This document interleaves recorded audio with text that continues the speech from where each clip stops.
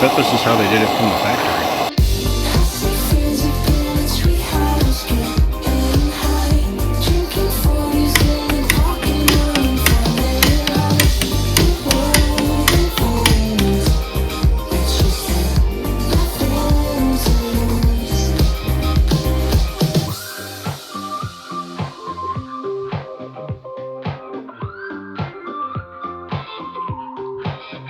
I never know what could have been today.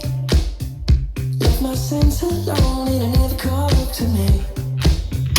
Here we go, there's nothing left to say. Maybe that I'm wrong and where I'm supposed to be. But there ain't no good time to sit and reminisce. I'm wasting my days on any occasion now. I felt a kind of good times, thinking like mine, and only want more of these in my life. Maybe I'll work it out. I just got silicone all over my intake.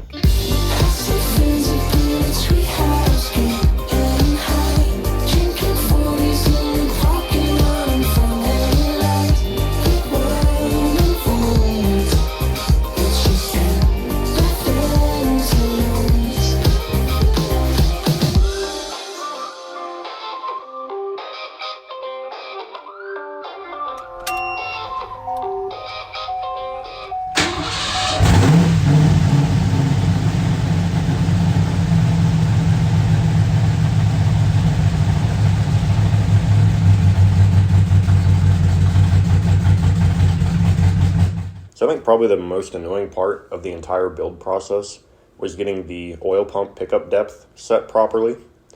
For anyone that's not familiar with that process, take a piece of Play-Doh, you set it on top of the pickup, get your oil pump gasket set down, get your pan down, put 4, 5, 6 bolts in it, get it torqued down to spec, and then pick the pan back up, and you want to measure the thickness of that Play-Doh, which will coincide with your pickup depth, that distance between the pickup and the pan.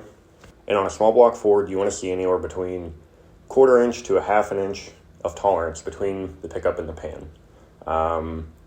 As you do a little bit more reading, a lot of people recommend you want to stay within 1/4 inch to 3/8 of an inch, if at all possible. If you're too close, that pickup is actually going to want to suck down to the bottom of the pan and can cause starvation issues. And if that depth is too great, it'll actually suck air if you're going around a corner, for instance, or at least it opens up the possibility of that happening. Realistically speaking, you want absolutely no more than 1/2 inch of clearance. I measured mine for the first time, bearing in mind it was a factory replacement pump, pickup, and pan, and I measured it out to like 0.65 inches. So ultimately, there was no way to get around adjusting that pickup. I started by trying to use a couple washers on the main cap stud that supports the tube.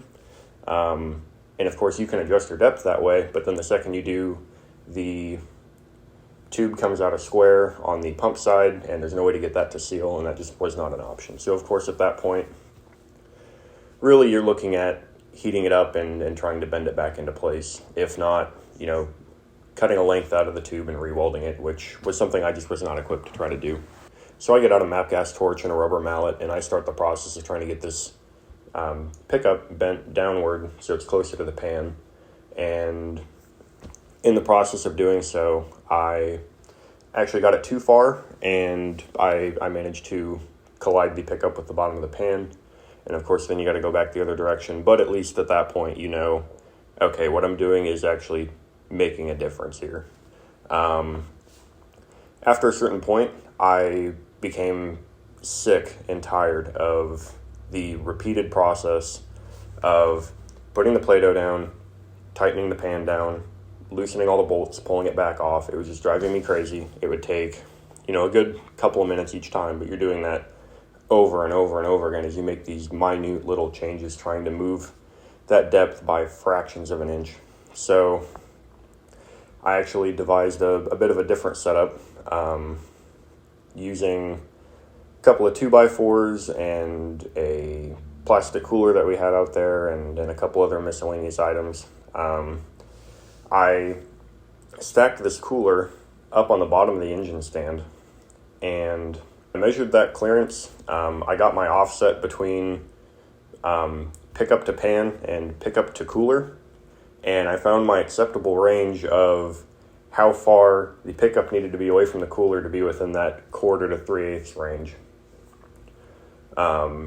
which sped up the process pretty substantially. Of course, you aren't going to use that as a final measurement, but it would be a good metric through which I could know I was getting close without continually putting that pan back on over and over and over again.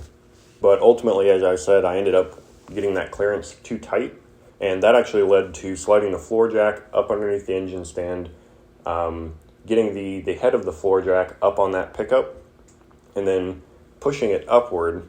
And once I got that clearance to where I thought I needed it, I heated up the tube to sort of set it in place, and that's actually what you guys saw in the video previously. I bet this is how they did it from the factory.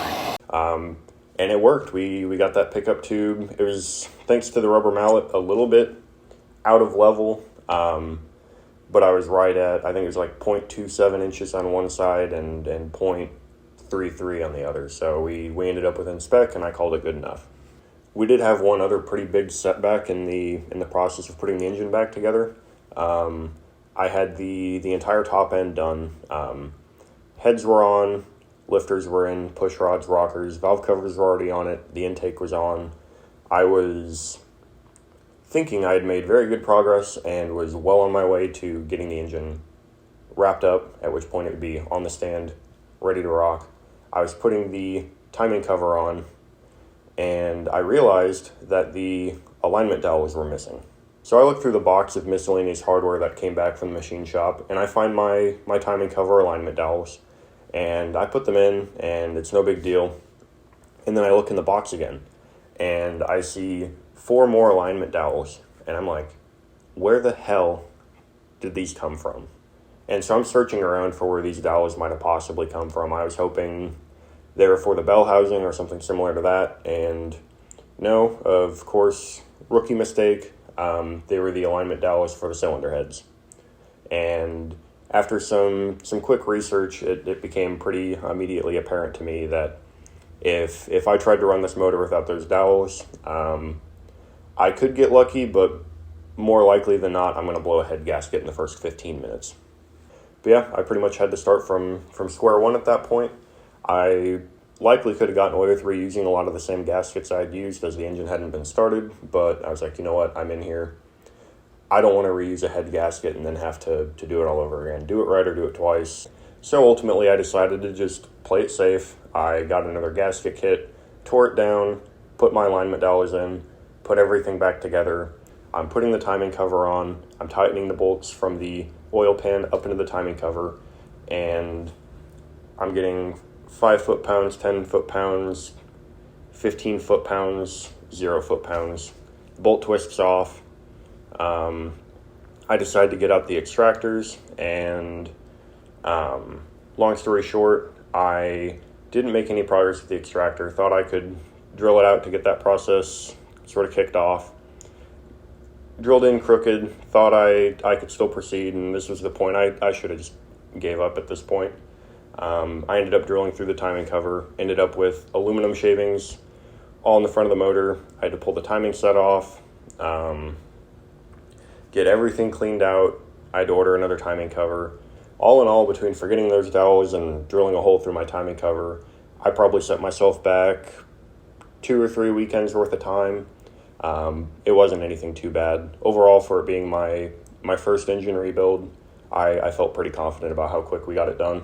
And yeah, at this point, we've got a fully rebuilt, assembled, and repainted 302 on the stand, ready to go in the Mustang. I think that'll about do it for today. Stay tuned. In next episode, we're going to get that thing put in the car.